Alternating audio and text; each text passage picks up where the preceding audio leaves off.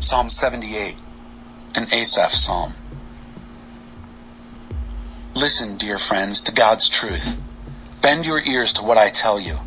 I'm chewing on the morsel of a proverb. I'll let you in on the sweet old truths. Stories we heard from our fathers, counsel we learned at our mother's knee. We're not keeping this to ourselves. We're passing it along to the next generation. God's fame and fortune, the marvelous things he has done. He planted a witness in Jacob, set his word firmly in Israel, then commanded our parents to teach it to their children so the next generation would know, and all the generations to come. Know the truth and tell the stories so their children can trust in God.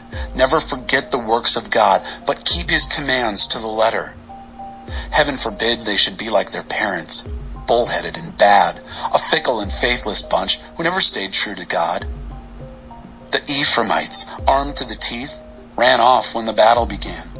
They were cowards to God's covenant, refused to walk by his word. They forgot what he had done, marvels he'd done right before their eyes.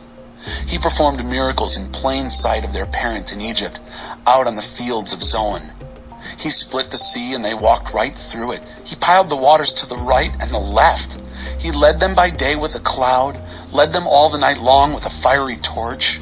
He split rocks in the wilderness, gave them all they could drink from underground springs. He made creeks flow out from sheer rock, and water pour out like a river. All they did was sin even more, rebel in the desert against the high God. They tried to get their own way with God, clamored for favors, for special attention. They whined like spoiled children. Why can't God give us a decent meal in this desert?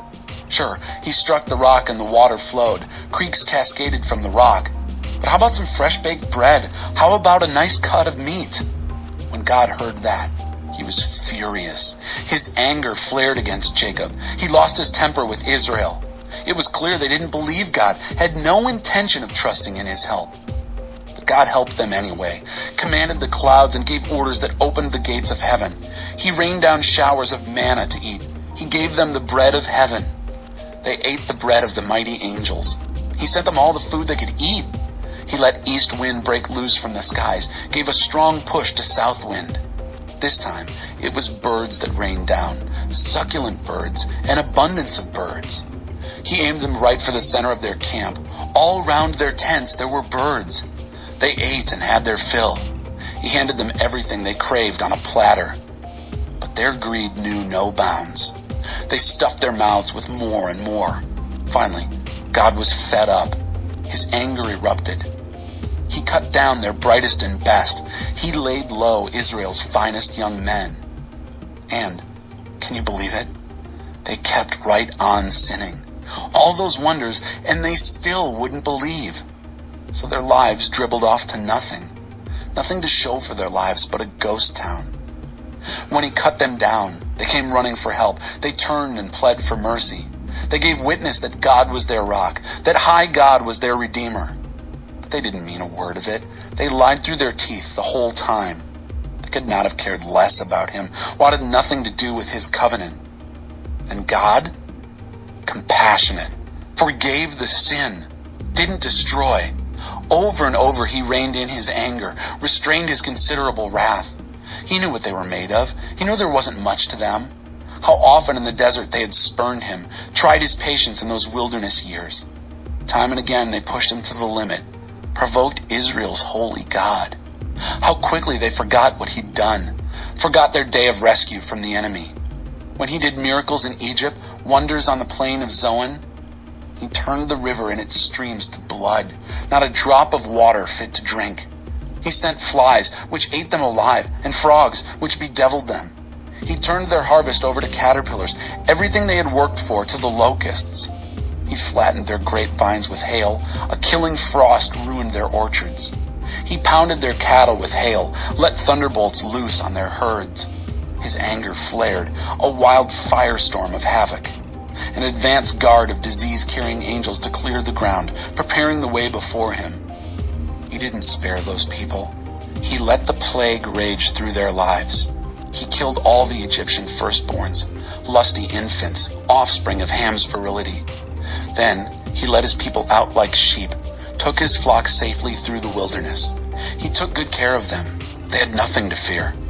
The sea took care of their enemies for good. He brought them into his holy land, this mountain he claimed for his own. He scattered everyone who got in their way. He staked out an inheritance for them.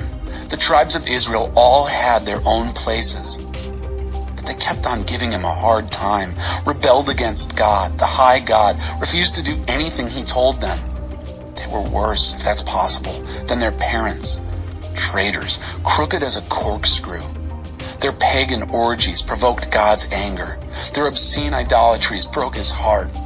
When God heard their carryings on, he was furious. He posted a huge no over Israel. He walked off and left Shiloh empty, abandoned the shrine where he had met with Israel. He let his pride and joy go to the dogs, turned his back on the pride of his life. He turned them loose on fields of battle. Angry, he let them fend for themselves. Their young men went to war and never came back. Their young women waited in vain. Their priests were massacred, and their widows never shed a tear.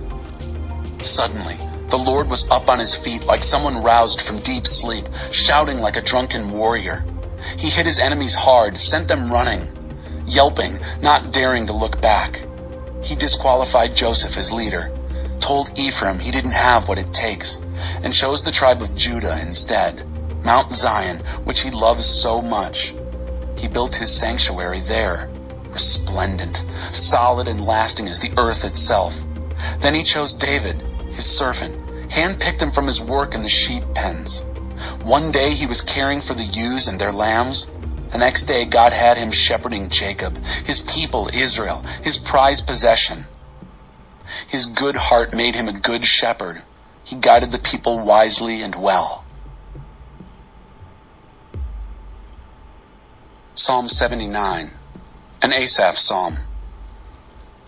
God, barbarians have broken into your home, violated your holy temple, left Jerusalem a pile of rubble. They've served up the corpses of your servants as carrion food for birds of prey. Threw the bones of your holy people out to the wild animals to gnaw on. They dumped out their blood like buckets of water. All around Jerusalem, their bodies were left to rot, unburied. We're nothing but a joke to our neighbors, graffiti scrawled on the city walls. How long do we have to put up with this, God? Do you have it in for us for good? Will your smoldering rage never cool down? If you're going to be angry with the pagans who care nothing about you, or your rival kingdoms who ignore you. They're the ones who ruined Jacob, who wrecked and looted the place where he lived. Don't blame us for the sins of our parents. Hurry up and help us. We're at the end of our rope. You're famous for helping. God, give us a break. Your reputation is on the line. Pull us out of this mess. Forgive us our sins. Do what you're famous for doing. Don't let the heathen get by with their sneers. Where's your God? Is he out to lunch? Go public and show the godless world that they can't kill your servants and get by with it. Give groaning prisoners a hearing. Pardon those on death row from their doom. You can do it. Give our jeering neighbors what they've got coming to them. Let their God taunts boomerang and knock them flat. Then we, your people, the ones you love and care for, will thank you over and over and over. We'll tell everyone we meet how wonderful you are, how praiseworthy you are. Psalm 80, an Asaph psalm.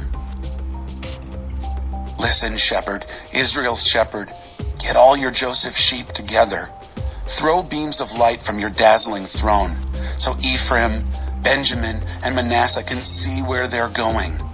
Get out of bed. You slept long enough. Come on the run before it's too late. God, come back.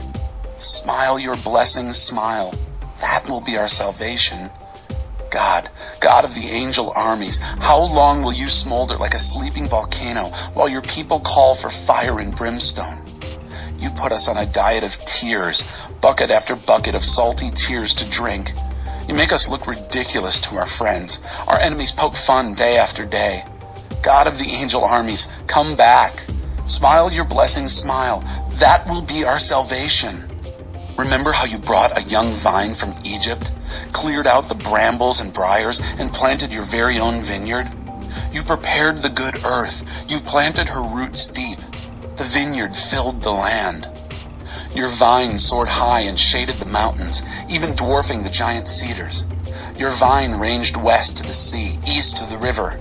So why do you no longer protect your vine? Trespassers pick its grapes at will. Wild pigs crash through and crush it, and the mice nibble away at what's left.